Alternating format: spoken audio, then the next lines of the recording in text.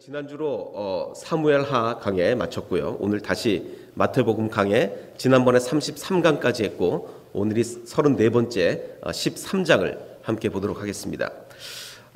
우리가 고린도전서 13장은 굉장히 유명합니다. 고린도전서 13장이 어떤 내용인지 잘 아시죠? 사랑은 오래 참고 사랑은 온유하며 시기하지 아니하며 자랑치도 아니하고 믿음, 소망, 사랑 중에 그 중에 제일은 사랑이다 라는 우리 잘 아는 고린도전서 13장 말씀입니다. 그래서 고린도전서 13장은 별명이 있습니다. 무슨 장이라고 그러죠? 사랑장이라고 하는 별명이 있습니다. 마찬가지로 마태복음 13장도 별명이 있습니다. 그 어떤 별명인지 혹시 아십니까? 그 마태복음 13장의 내용은 이렇습니다. 한 가지를 계속 얘기하고 있는데 천국은 좋은 씨를 제 밭에 뿌린 사람과 같으니 라고 얘기하고 있고, 또 이어서 천국은 마치 부풀게 한 누룩과 같으니, 또 이어서 천국은 마치 밭에 감추인 보화와 같으니, 천국은 마치 좋은 진주를 구하는 장사와 같으니, 천국은 각종 물고기를 모으는 그물과 같으니. 그럼 이제 감이 딱 오죠. 마태복음 13장은 뭘 얘기하고 있습니까? 천국을 얘기하고 있습니다. 그래서 별명이 역시 고린도전서 13장은 사랑장이고 마태복음 13장은 무슨 장이겠습니까? 천국장이죠. 천국장. 근데 이제 이걸 발음을 좀 잘못하면 천국장이 아니라 청국장이 돼버립니다. 근데 이게 이게 우연의 일치지만 절묘한 일치다라는 생각이 드는 게 이 천국장과 청국장이 관련이 좀 있습니다. 그래서 그걸 나중에 말씀이 끝날 때 얘기를 드리겠습니다. 자, 2000년 전에 예수님만의 아주 독특한 것이 있었습니다. 2000년 전에 예수님이 오셨는데 다른 사람은 전혀 하지 않았던 예수님만 하셨던 것이 있습니다. 제가 보기를 4가지 드릴 텐데 한번 맞춰보시죠. 첫 번째, 예수님만 비유로 가르치셨는가 2000년 전에? 아니면 예수님만, 물론 이제 세례 요한과 함께 세례 요한과 예수님이 처음 세례를 줬는가? 그 전에 세례라는 게 없었는데 처음 줬는가? 아니면 예수님만 십자가에 달려 돌아가셨는가? 아니면 예수님만 12제자를 데리고 다녔는가? 자, 1, 2, 3, 4번 중에 어떤 걸 것 같습니까? 몇 번이요? 1번입니다. 이게 비유라는 게 요즘은 굉장히 익숙하죠. 예수님이 행하신 비유처럼 그렇게 비슷하게 비유로 가르치는 사람들이 대단히 많습니다. 그래서 우리가 아주 비유에 익숙한데 사실은요, 2000년 전에 이쪽 그 중동 지방에 유대 문학이나 그 헬라 문학까지도 포함해서 비유로 가르치는 사람이 사실 예수님이 처음이었습니다. 그전에는 이런 비유가 없었어요. 물론 비슷한 것들은 있었지만 예수님처럼 이런 아주 독특한 비유들은 아주 처음 예수님이 시도하는 대단히 독특한 티칭 방법이었습니다. 그래서 예수님이 13장 3절을 보면 예수께서 비유로 여러 가지를 그들에게 말씀하여 이르시되, 비유로 가르치셨는데 그걸 이제 그림으로 그리면 이렇습니다. 근데 제가 가끔 이 틀린 그림 찾기를 하죠. 여기도 마찬가지로 틀린 곳이 있습니다. 어디가 틀렸을까요? 잘 좀 보십시오. 이 그림이 성경 말씀과 다른 잘못된 부분이 있습니다. 알아채시겠습니까? 배가 너무 가까이 있어요? 좀 가까이 있긴 하네요. 조금 더 띄었을 텐데 그 정도 가지고 틀렸다고 할 수는 없고, 그 마태복음을 보면요, 이렇게 기록되어 있습니다. 이제 사람들이 하도 몰려오니까 예수님이 이렇게 가까이서 가르칠 수가 없잖아요. 그래서 배를 타고 배 위에서 이렇게 약간 거리를 두고 가르치신 건데, 예수께서 배에 올라가 그 다음에 어떻게 했다고요? 앉으시고 온 무리는 해변에서 어떻게 있었습니까? 서 있었습니다. 옛날에는요, 납비들은 항상 앉아서 가르쳐요. 그리고 제자들은 어떻게 배웁니까? 서서 배웁니다. 요즘은 반대죠. 제가 서 있고 여러분 앉아 있는데 옛날에는 이제 랍비들이 앉아 있고 이렇게 다 듣는 사람들이 서 있습니다. 그러니까 졸기가 쉽지 않겠죠. 서서 있어야 되기 때문에 졸기가 쉽지 않습니다. 그러니까 그림은 많은 사람들이 앉아 있고 예수님이 서 있는데 그림이 잘못된 겁니다. 자, 그런데 이 천국장의 첫 번째 비유, 예수님이 여러 가지 비유를 이제부터 많이 드시는데 첫 번째 비유가 나옵니다. 어떤 비유죠? 천국장의 첫 번째 비유, 씨 뿌리는 자의 비유입니다.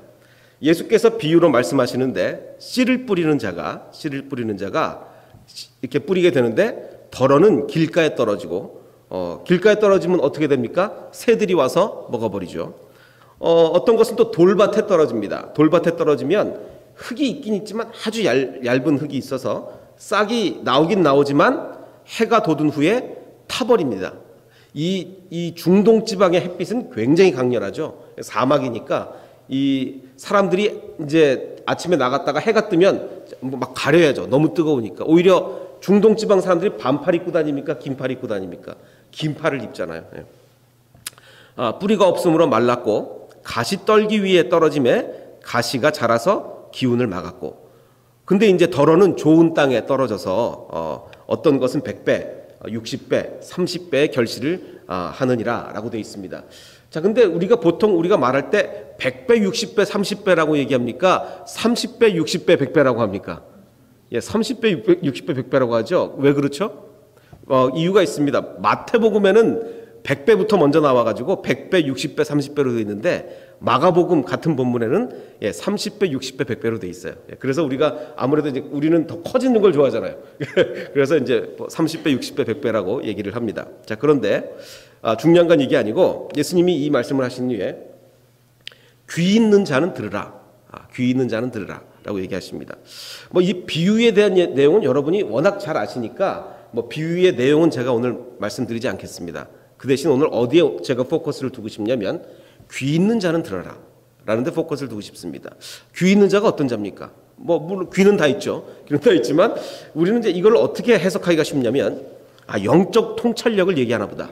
듣기는 듣는데 우리가 귀로 다 듣기는 듣지만 어떤 사람들은 영적 통찰력이 있어서 알아듣고 어떤 사람들은 들어도 못 알아듣는다.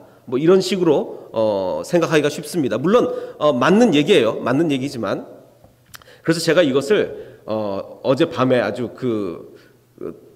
애니메이션으로 제작을 했습니다. 여러분들 이해를 돕기 위해서 제가 어제 고생 많이 했습니다. 이걸 이제 보통 애니메이션으로 제작을 하면 이렇습니다. 이제 많은 사람들이 이렇게 막 듣고 있는데 듣고 있는데 이 중에 어떤 사람만 영적인 귀가 있고 대부분의 사람들은 영적인 귀가 없다 이겁니다. 그래서 어떤 사람은 이렇게 영적인 귀가 있는 거예요. 어떤 사람은 영적인 귀가 있고 대부분의 사람들은 영적인 귀가 없습니다. 그래서 영적인 귀가 있는 사람들만 들어서 깨닫게 되는, 그래서 이제 많은 사람 중에 몇 명만 예수님이 말씀하셨을 때 그 영적인 귀로 듣고 깨닫는다. 영적인 통찰력, 이런 것으로 흔히 생각하기가 쉽습니다.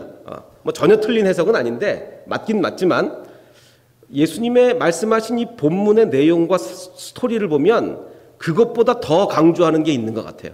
그게 뭐냐가 오늘 제가 드리고 싶은 말씀입니다. 자, 그럼 도대체 말씀을 깨달은 사람은 누구냐? 귀 있는 자는 들을지라, 귀 있는 자는 들어라. 그럼 누가 듣고 깨달았느냐? 자, 제자들 깨달았을까요? 제자들, 예수님의 제자들, 예수님이 한번 딱 말씀하셨을 때 딱 듣고 이 씨 뿌리는 자 비유는 바로 어떤 얘기구나 깨달았을까요? 못 깨달았을까요? 제자들. 그러니까 예수님이 귀 있는 자는 들으라 하시니 제자들이 예수께 나와 뭐라고 얘기를 하냐면 어찌하여 그들에게, 여기서 말하는 그들은 그러니까 무리는 이미 집에 갔어요. 무리는 집에 가고 제자들만 남았습니다. 여기서 말하는 그들은 무리를 포함한 자기 다 얘기하는 거예요. 다. 그들에게 비유로 말씀하시니까 그러자 예수님께서 대답하여 이르시되 천국의 비밀을 아는 것이 너희에게는 허락되었으나 그들에게는 아니다. 자, 예수님이 구별을 합니다. 누구와 누구? 너희와 그들. 여기서 말하는 너희는 누구예요? 제자들이죠. 그들은 무리들, 집에 간 사람들 얘기하는 거예요. 자, 너희와 그들을 예수님이 구별하신 후에 그 다음에 제자들만 모여 있을 때 그 비유를 설명을 해줍니다. 뭐라고 설명해 주냐면, 자, 천국 말씀을 듣고 깨닫지 못할 때에는 그 악한 자가 와서 그 마음에 뿌려진 것을 빼앗나니 이는 곧 길가에 뿌려진 자요. 자, 내가 아까 길가에 뿌려진 사람 얘기했지. 그 사람들은 어떤 사람이냐? 말씀을 듣고 깨닫지를 못해. 그러면 악한 자가 와서 그 말씀 들은 걸 다 뺏어가 버린다. 말씀 들은 걸 뺏어가 버린다. 또 돌밭에 뿌린 사람은 우리는 다 아는 거예요. 우리는 이미 옛날부터 주일학교부터 다 배웠기 때문에 돌밭에 뿌려졌다는 것은 말씀을 듣고 듣는 즉시는 감동이 오는데 뿌리가 없어서 잠시 견디다가 말씀으로 말미암아 환난이나 박해가 일어날 때는 내가 핍박받고 막 이렇게 되면 이거 뭐야? 그러면서 다 그 받은 은혜가 없어져 버린다는 거죠. 그리고 가시 떨기에 뿌려졌다는 것은 말씀을 듣기는 들으나 세상의 염려와 그 재물의 유혹에 빠져서 제대로 결실을 못하는 자들이 바로 그런 자들이다. 그럼 좋은 땅에 뿌려졌다는 것은 말씀을 듣고 깨닫는 자다. 그래서 많은 결실을 맺는 자다. 우리 이거 다 압니다. 자, 그러면 이 이야기를 누구한테 했습니까? 제자들한테. 다른 사람 다 집에 가고 제자들한테. 지금 예수님은 너희와 그들을 구별하죠. 너희는 누구라고요? 제자들. 그들은 집에 간 사람들. 그럼 너희들한테만 얘기한 거예요. 너희들. 그 제자들한테만. 아니, 이 얘기를 왜 많은 사람들이 모였을 때 하면 더 좋을 것 같은데. 이 말씀에 대한 해설을 많은 사람들한테 했으면 더 좋을 것 같은데 제자들만 모였을 때 얘기를 한단 말이죠. 그래서 결국 아까 들을 귀 있는 자는 들어라.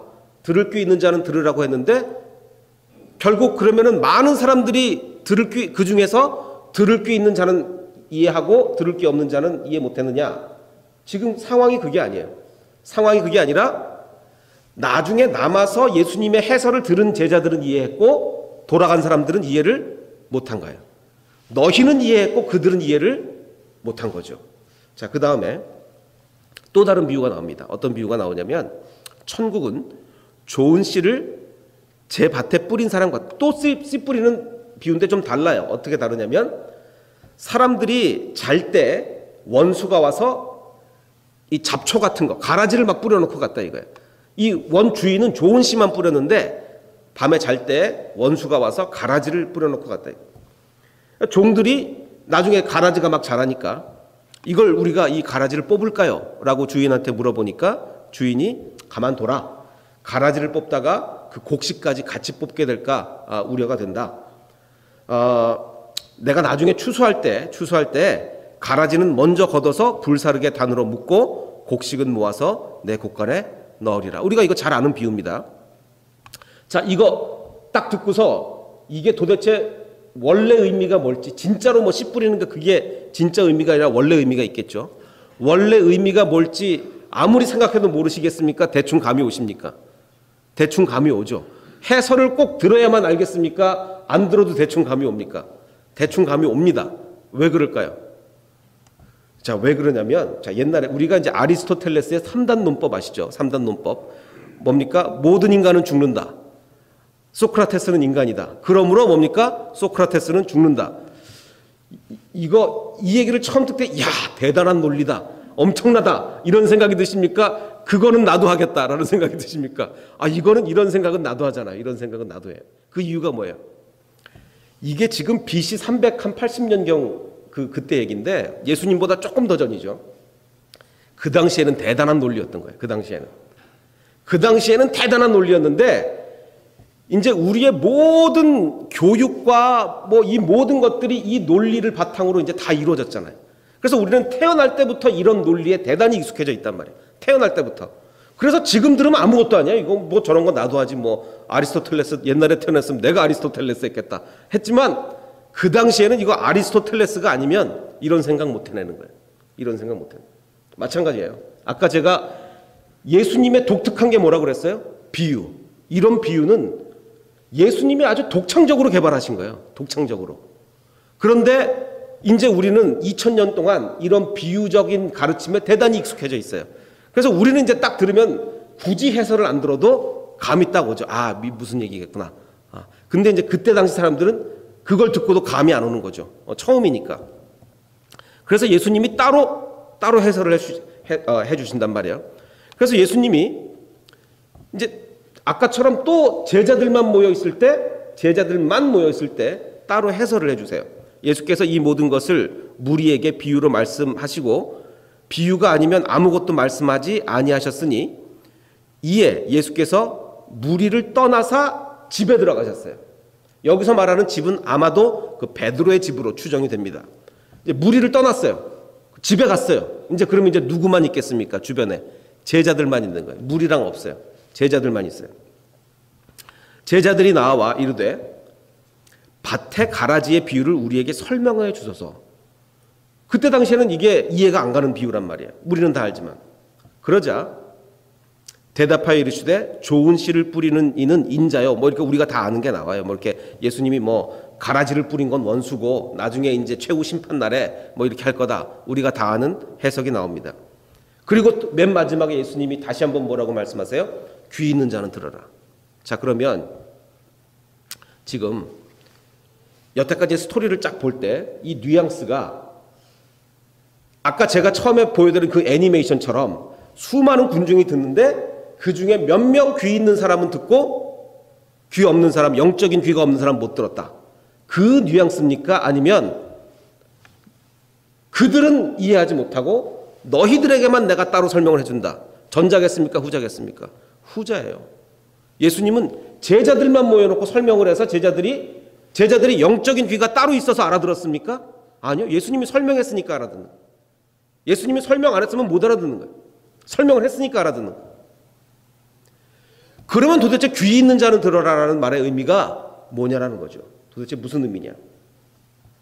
자, 다시 한번 정리하면 무리와 제자들 중 그 합한 무리들 중에 영적 통찰력이 있는 소수의 사람들이 깨달았느냐? 그게 아니에요. 제자들만 깨달았어요. 왜? 제자들한테만 설명해 줬기 때문에. 자, 그럼 우리가 이런 생각도, 그거는 근데 그 떠난 무리들 중에 혹시 몇 명 영적 통찰력 있는 사람들은 알아듣지 않았을까? 뭐 이런 생각이 가능하겠죠. 근데 그게 아닌 것이 예수님이 분명히 뭐라고 해요? 대답하여 이르시되 천국의 비밀을 아는 것이 누구한테만 허락됐어요? 너희에게는 허락이 되었으나 그들에게는 허락이 되지 않았다. 예수님 분명히 지금 누구랑 누구를 구별해요? 너희와 그들을 구별한다고요. 너희는 누구? 제자들. 그들은 무리들. 자, 뭐가 다릅니까? 자, 근데 요거를 너무 깊이 생각해서 그러면 그들은 구원을 못 받는가 보다. 너희만, 제자들만 구원, 여기까지 막 가면 이건 영지주의가 되고, 그건 아니에요. 그건 아니고. 그러니까 이걸 구원으로 연결시키면 안 돼요. 구원으로 연결시키면 안 되고, 이 천국의 풍성한 비밀, 이 풍성한 이 깊은 깨달음을 너희는 얻지만 그들은 얻지 못했다. 이렇게 알아두시면 됩니다. 자, 한국에 그 며칠 전에 아주 희한한 뉴스가 났는데, 이 한국에 대리운전이 있잖아요. 대리운전. 술 마시면 대리운전 하는데, 그 어떤 기사가 났나 보니까 그 한 전과 6범인가 7범인가 하는 사람이 범죄를 저지르는데, 어떤 범죄를 저지르냐면, 그 한국에서는 그런데요. 이제 대리 기사를 불러놓고 차 안에서 잠이 든대요. 이제 술 마셨으니까 차 안에서 잠을 자는 사람이 많을 거 아니에요. 그러니까 이 사람이 뭐에 착안을 했냐면, 똑똑하고서 대리 부르셨어요? 라고 이제 하는 거예요. 근데 이제 깊이 잠들면 그걸 모르는 거죠. 그 깊이 잠든 사람은 그 지갑이랑 것을 딱딱 훔쳐오는 거예요. 이 사람은 대리 기사가 아닌데 그냥 이렇게 지나가다가 유흥가 뭐 술집 많은데 이렇게 지나가다가 어떤 사람이 차 안에 자고 있으면 대리 부르셨어요? 해가지고 의식이 없으면 훔쳐오는 겁니다. 그래서 뭐 52회에 걸쳐서 6천만 원인가를 이렇게 훔쳤대요. 그러니까 굉장히 많이 훔친 거죠. 그래서 근데 이제 계속 이렇게 하다가 어느 날은 잠복하고 있는 경찰한테 가서 잠복하고 있는 경찰한테 가서 대리 부르셨어요 했다가 결국은 잡히고 말았습니다. 근데 이 잠복하던 경찰이 그냥 다른 범인을 잡으려고 잠복한 게 아니라 이 사람을 잡으려고 잠복한 거예요. 얼마 동안 잠복했을까요? 무려 40일을 했답니다. 40일을. 그러니까 그 경찰차도 아니고 이제 자기 개인 승용차 해가지고 또 이제 술 마신 것 사람처럼 해야 되기 때문에 차 안에 막 술 냄새도 풍기고 막 이렇게 막 술을 뿌려가지고 술 냄새도 풍기고 자는 척 하다가 드디어 이제 걸린 거죠. 40일 만에. 야, 대단하지 않습니까? 이 한 사람을 잡으려고 40일을 잠복 근무를 한 거예요. 캐나다 경찰 같으면 안 잡아줍니다. 캐나다 경찰은 이게 뭐 사람 다치거나 그렇지 않으면 뭐 좀도둑 같으면 이거 뭐 신경도 안 써주잖아요. 근데 한국 경찰이니까 잡아주는 거죠. 40일을 잠복을 해가면서. 제가 이 말씀을 드리는 이유는 지금 제자들은 예수님이 왜 무리들한테는 설명해 주지 않고 왜 제자들만 있을 때 설명해 줬을까요? 그 이유가 뭘까요? 제자들이 지금 무리랑 다른 이유가 뭡니까? 제자들은요, 어쨌든 간에 지금 예수님과 함께 동고동락을 하고 있어요. 물론 제자들이 정말 희한한 일을 할 때 많이 있습니다. 뭐 서로 누가 높으냐 싸우고 뭐 온갖 것 참 기가 막힌 일을 할 때도 많이 있지만, 그래도 제자들은 자기 거 다 포기하고 예수님을 따라다니는 사람들이 제자들이란 말이에요. 이 범인 한 사람을 잡겠다고 40일을 잠복 근무한 경찰처럼 이 제자들은 끝까지 지금 예수님을 따라다니고 있어요. 그런 사람이기 때문에 예수님이 그들에게 따로 설명을 해준다는 얘기죠. 자, 문맥을 한번 보겠습니다. 이 성경을 볼 때 항상 문맥이 중요한데, 들을 귀 있는 자는 들어라 라고 말한 문맥을 한번 봅시다. 문맥이라는 게 항상 두 가지죠. 그 얘기가 나오기 전에 무슨 얘기가 있었나, 그리고 그 얘기가 나온 다음에 무슨 얘기가 있었나. 이 전문맥, 후문맥 둘 다 중요합니다. 그러면 들을 귀 있는 자는 들어라 라고 얘기하기 전에 무슨 얘기가 있었느냐. 12장 마지막 부분을 보면 예수님의 어머니와 마리아죠. 예수님의 동생들이, 예수님이 동생들이 있죠. 그러니까 예수님이 태어나고 난 다음에 마리아가 낳은 아들들, 동생들이 예수님을 찾아왔어요. 마태복음에는 왜 찾아왔냐는 얘기는 없는데 다른 복음서에 보면 그 이유가 나와 있습니다. 이 예수님의 어머니와 동생들이 예수님 왜 찾아왔죠? 모르세요? 예수님에 대한 소문을 들었습니다. 어떤 소문? 미쳤다는 소문이 들었어요. 예수님이 미쳤다는 소문이 들어가지고, 아이고, 마리아가 우리 아들이 미쳤다는데, 그러면서 이제 그 동생들을 데리고 이 예수님을 찾으러 간 거예요. 자, 보소서 당신의 어머니와 동생들이 당신께 말하려고 밖에 서 있나이다 하고 예수님께 사람들이 보고를 하니까 예수님이 이르되 누가 내 어머니며 내 동생들이냐 하시고 제자들을 가리켜 나의 어머니와 나의 동생들을 보라. 이 제자들이 내 가족이다. 그러니까 사실 예수님이 지금 그러실 수밖에 없어요. 왜? 마리아가 우리 인류의 구세주 내 아들 이러고 찾아온 게 아니란 말이에요. 왜 찾아왔어요? 우리 아들 미쳤대더라. 우리 아들 미쳤대더라. 그래서 찾아온 거예요. 그러니까 예수님이 안 만나 주셨어요. 안 만나 주시고 내 진짜 가족은 바로 너희들이다. 제자들을 가리켜 나의 어머니와 나의 동생들을 보라. 누구든지 하늘에 계신 내 아버지의 뜻대로 하는 자가 내 형제요 자매요 어머니다. 자, 물론 예수님이 제자들을 한참 깎아내릴 때도 많아요. 정말 제가 말씀드렸죠. 뭐 누가 높으냐 싸우고 정말 한심한 일을 할 때들도 많이 있었어요. 근데 우리가 너무 제자들을 깎아내리면 안 되는 게, 사실 우리가 여러분이 2000년 전에 태어나셨으면 자기 거 다 버리고 예수님 따라갈 수 있었을 것 같아요? 쉬운 일 아닙니다. 결코 쉬운 일 아니에요. 물론 하나님의 나라에 대해서 오해하고 뭔가 한 자리 차지하려는 욕망도 있었고 뭐 그런 것들이 있었지만 그래도 모든 것을 포기하고 예수님을 따라다니는 것은 쉽지가 않습니다. 그래서 그런 제자들을 향해서 예수님이 바로 너희가 내 가족이다. 그 얘기를 하고서 13장으로 넘어가는 거예요. 그 얘기를 하고서. 그 다음에 13장의 그런 마지막 부분, 후문맥은 뭐냐? 예수께서 이 모든 비유를 마치신 후에 그곳을 떠나서 고향으로 돌아가사 그들의 회당에, 예수님의 고향으로 갔어요. 고향. 원래 진짜 태어난 고향은 어디입니까? 베들레헴. 근데 그 고향을 얘기하는 게 아니라 예수님이 자란 고향, 갈릴리로 간 거죠.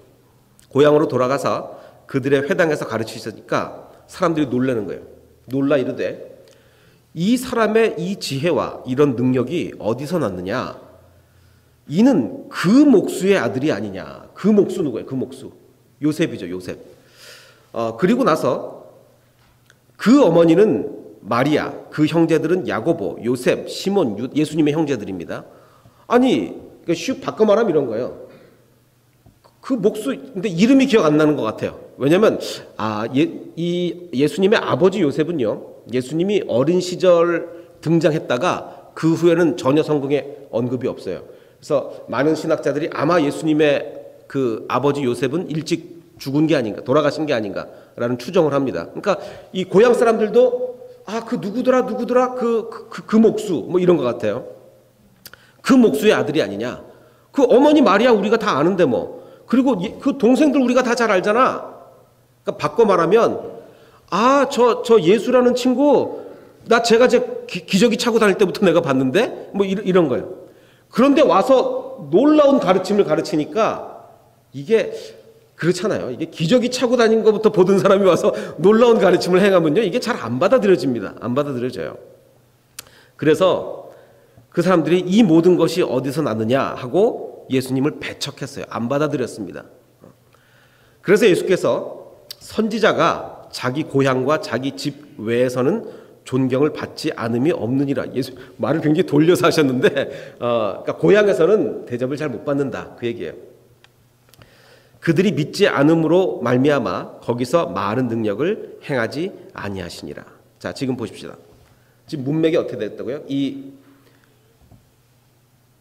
들을 귀 있는 자는 들어라 라는 얘기가 나오기 전에는 무슨 얘기가 있었다고요? 예수님의 가족들이 예수님 미쳤다고 해서 찾아 나섰어요.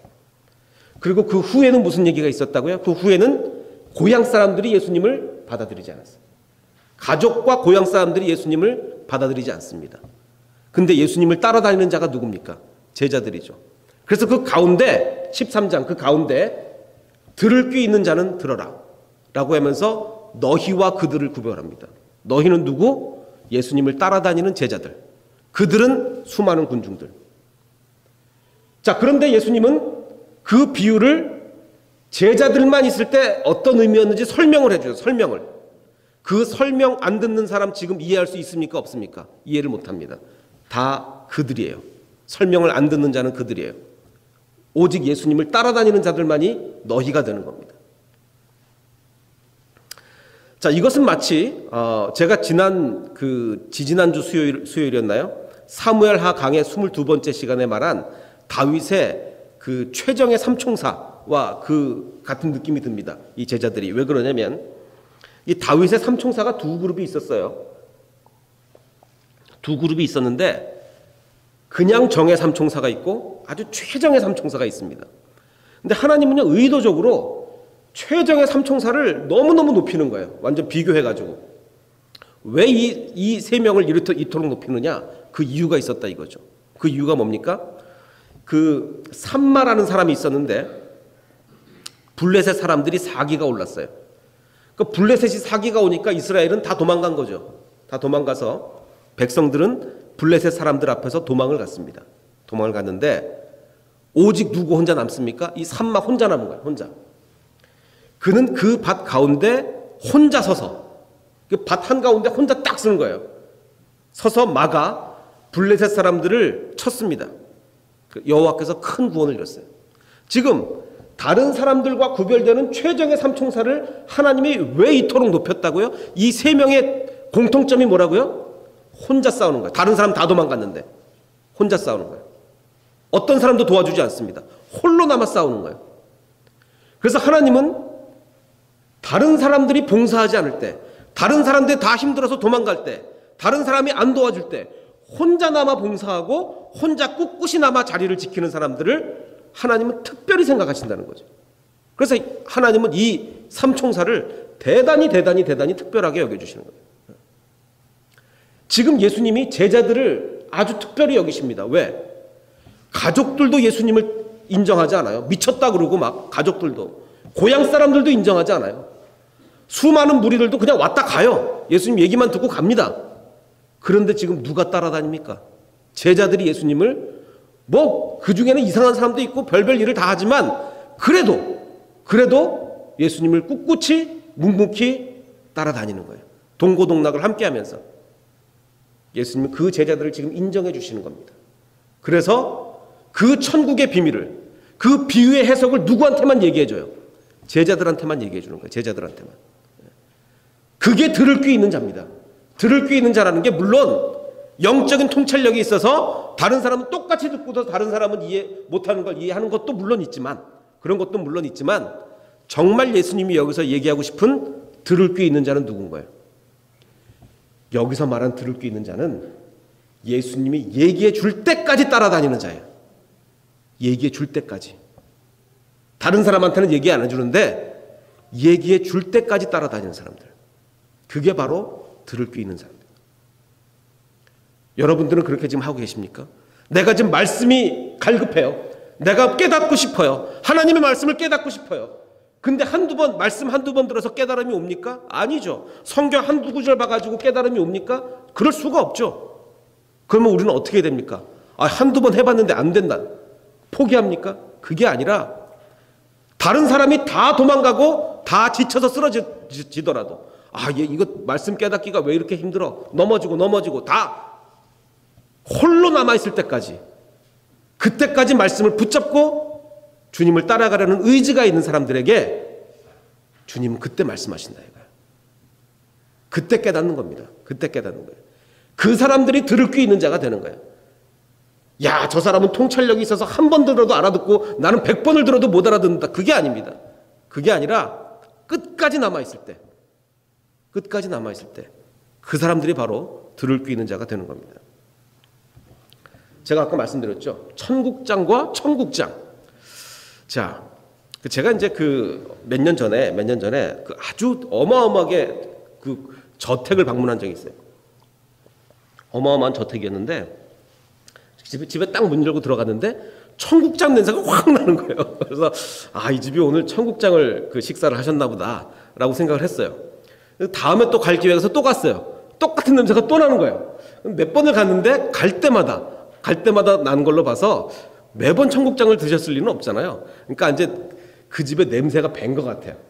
청국장을 많이 드시면 냄새가 밴니다. 그 인도 사람 집에도 한번 간 적이 있는데 그러니까 카레 냄새가 확 나더라고요. 그 청국장이나 카레 같은 거는 냄새가 한번 배면 이게 잘 안 빠지거든요. 안 빠져요. 그러니까 나중에 좀 걱정이 되더라고요. 아, 이분이 나중에 집 할 때 어떻게 하시려고 이거를 이렇게 청국장을 여기서 이렇게 즐겨 드셨나라는 생각이 확 들더라고요.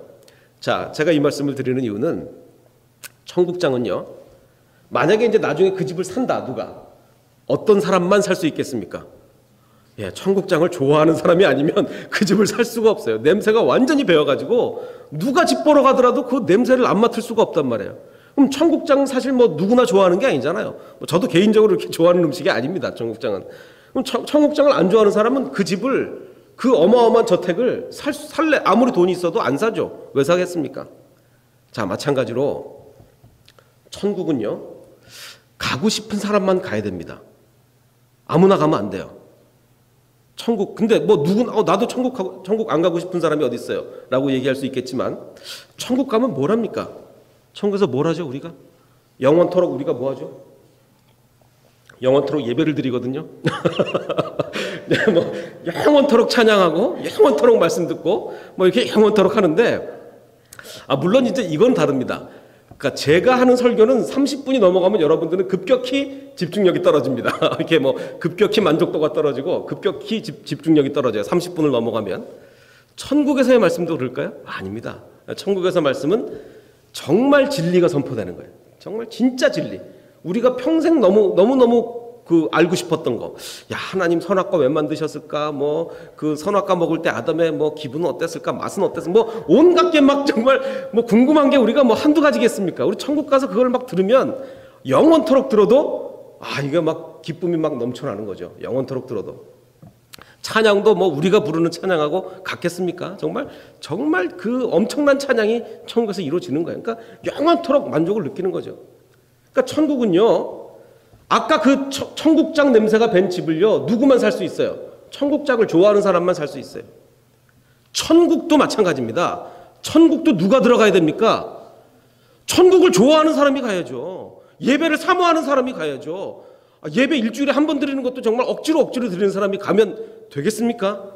거기가 지옥이죠. 그럼 천국 가서 이거 천국인 줄 알았더니 지옥이네. 안 되는 거죠. 천국은요, 천국을 사모하는 사람들이 가야 됩니다. 천국을 사모하는 사람. 예수님이요, 지금 이 비유의 해석을, 비유의 설명을 왜 제자들한테만 얘기해 줍니까? 그 이유가 뭐예요? 어쨌든 제자들은 지금 하나님의 나라를 이루어 보겠다고 잘못 이해하고 있는 부분도 많고 하지만, 맨날 사고치고 하지만, 그래도 하나님의 나라를 이루어 보겠다고 다 포기하고 예수님을 따라다니는 사람이라는 거예요. 그래서 예수님은 그들을 모아놓고 그들에게만 이 비유를 깨닫는 만족을 주시는 거예요. 그들만 천국 간다는 얘기가 아니라, 자, 생각해 보십시오. 이 예수님 저자직강이에요. 정말 이 비유 해석을 다른 사람한테 얘기 안 해주는데 이 제자들한테만 해줬어요. 그 기쁨이 얼마나 크겠어요. 정말 그 듣고 싶지 않습니까? 여러분 듣고 싶지 않으세요? 그래서 예수님이 천국의 비밀을 아는 것이 너희에게는 허락되었으나 그들에게는 아니 되었다. 아무나 이런 그 깨닫는 체험을 얻는 게 아니다. 아무나 얻는 게 아니다. 말씀을 위해 모든 것을 목숨을 걸고 말씀을 따라올 때 가능한 거다라고 얘기합니다. 자, 마지막으로 제가 여러분께 도전합니다. 예수님은 두 그룹을 구별하셨어요. 너희와 그들. 너희에게는 허락되었으나 그들에게는 허락되지 않았다. 그들이 뭐 로마 군인들인가요? 저기 불신자들인가요? 아니요. 예수님을 믿겠다고 따라온 사람들이 그들입니다. 하지만 너희는 특별한 거예요. 너희는. 여러분은 너희가 되시겠습니까? 그들이 되시겠습니까? 우리 평안교회 모든 분들은 너희가 되시길 바랍니다. 우린 결코 그들이 아닙니다. 그냥 군중 속에 묻혀있는 그들이 아니라 예수님이 우리를 따로 불러다 놓고 우리에게 말씀의 그 진리를 따로 가르쳐 주시는 그들이 너희가 되기를 원합니다. 너희의 축복을 받는 저와 여러분이 되시기를 주님의 이름으로 축원합니다. 함께 기도하시겠습니다.